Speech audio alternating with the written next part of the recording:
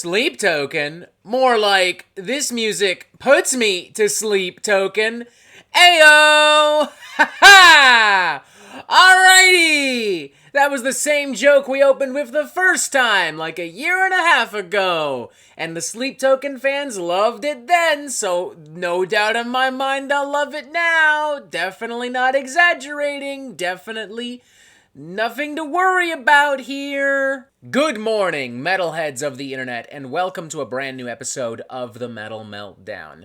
Today we are talking about the latest studio album from Sleep Token entitled Take Me Back to Eden. And for those of you who do not know, I had the audacity back in September of 2021 to suggest that their album, This Place Will Become Your Tomb, which at that time was their latest studio album, I dared and had the audacity to suggest that maybe, hypothetically, possibly, it wasn't the greatest fucking album of all goddamn time. I heavily criticized the album for being unnecessarily, needlessly over the top, melodramatic, emotionally bombastic. I made fun of the incredibly exaggerated vocal performances and dynamics. I also wasn't really big on the overall concept of Sleep Token.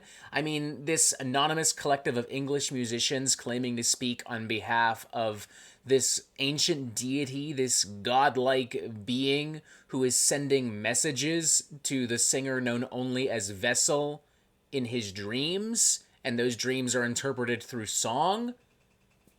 That sounded fucking pretentious to me. Still does, honestly. Also, a little goofy.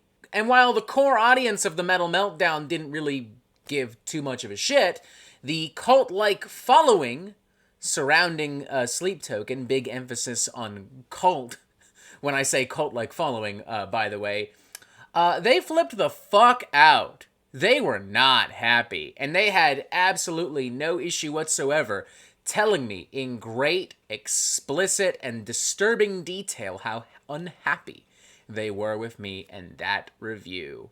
Since then, the band's profile has grown immensely. They have quadrupled in size on social media. They've had a slew of viral hits, including songs like Chokehold and Summoning, the latter of which was popular on TikTok, especially thanks to a little funky breakdown that was used for all kinds of thirst traps and sexy content. Considering the passion that goes into defending Sleep Token, considering how obsessively devoted the Sleep Token cult is to Sleep Token, there is no doubt in my mind that Take Me Back to Eden will be an absolutely colossal hit, one of the biggest rock or metal albums of 2023. Let's start by talking about the good, because there is actually, for realsies, a lot of good to talk about. For instance, the production value of this record, the size, the scale, the scope, the vision, it's honestly kind of great.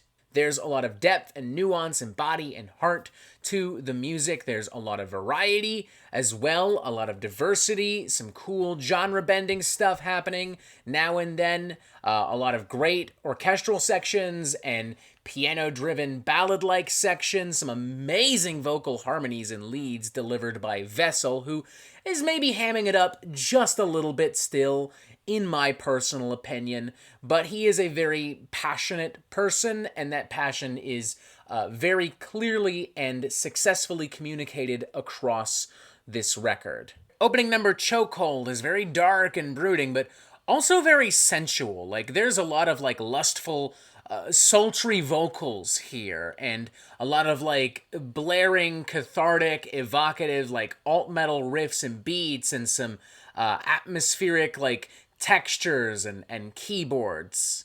Honestly, this has far more potential to be an aphrodisiac, to be a mood setter, than the aforementioned funky breakdown of Summoning. Speaking of, though, Summoning, to its credit, also a great song. I love the vocal harmonies in here. I love the vocal layering here. This is probably the best Vessel has sounded on any Sleep Token song, in my opinion. There are also some pretty groovy, gritty chugs on here that provide a nice level of balance and obviously give this thing a little bit of extra rhythm and momentum. I like a lot of the more spacious, synthesizer-driven, atmospheric stuff as well, the dreamy soundscapes, which kind of helps to bridge all of the gaps between all of these moments. And yes, let's finally talk about the funk breakdown, the part of the song that's got TikTok's loins all heated up. Honestly, I feel like they could have gone harder on the funk here. Like, they could have gone for a heavier, funkier, groovier bass tone. They could have gone for a crazier beat. But it works. There's definitely a reason why it's, like, super popular. I get it. It's kind of hot. It's kind of nasty. Granite, for instance, is this really laid-back, minimalistic, kind of like synth-pop ballad of sorts. It kind of reminds me of what Greg Puciato was doing with The Black Queen for a bit. Then there's Do You Want to Love Me, which goes in a very minimalistic, kind of indie-pop direction. At times, it kind of feels like something I might hear from Owl City or the 1975. Tracks like Ascensionism, The Apparition, the title track, Take Me Back to Eden even go as far as to combine crushing and cathartic post and alternative and progressive metal riffery with influences from like R&B and modern pop and trap and rap music. Vor is an interesting cut as well. Sleep Token definitely flexing their love of metalcore here. Once again, but I would also argue this track weirdly has a bit of a black gaze underbelly to it. Like, it just has these massive walls of, like, emotionally charged metallic fury and some, like, screeching, sneering vocals, and there's a lot of energy, and it's very lush and evocative. I mean, it's not exactly like Alcest or Lantlos or something like that, but maybe, like, if Converge tried their hands at, like, black gaze, it might sound a little bit like this.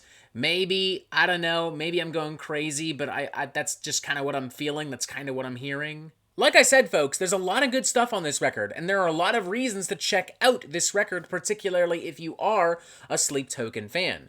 Respectfully, though, it's still not perfect. There's still a lot of stuff that, in my opinion, Sleep Token needs to tweak. They need to adjust and correct. For one, a lot of the genre transitions and changes and switches, they're just not as seamless and as smooth as they should be.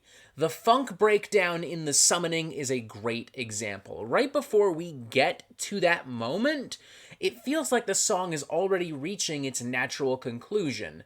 And while the funk section is individually solid, it does kind of feel like it was just stapled on. The trap beats as well that are found in The Apparition and Take Me Back to Eden.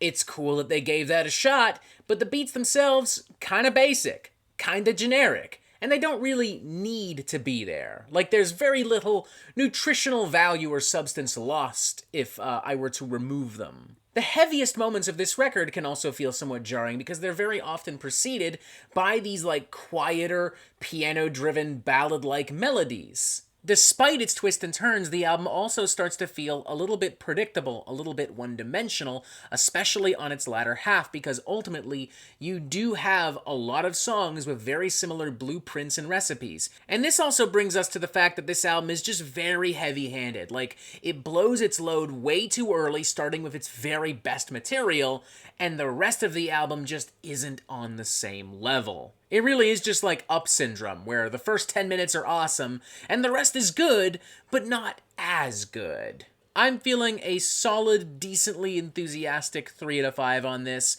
I think that there is a lot of great stuff on here.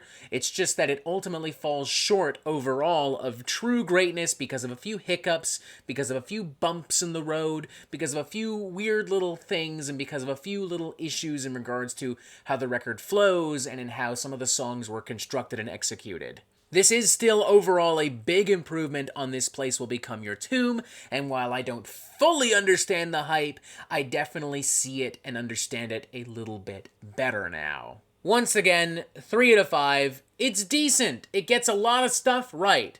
It just unfortunately doesn't get enough right for me to give this a higher score. And that is it for the Metal Meltdown. I'm not an expert, nor do I claim to be. So what do you think? Do you like this record? Do you not like this record? And what do you want to hear from me next? And thank you for watching. Make sure you press subscribe right here so you get updates on the Metal Meltdown fucking immediately. Make sure you check us out on Discord as well in the link below. And as always, you have yourself a fantastic fucking day.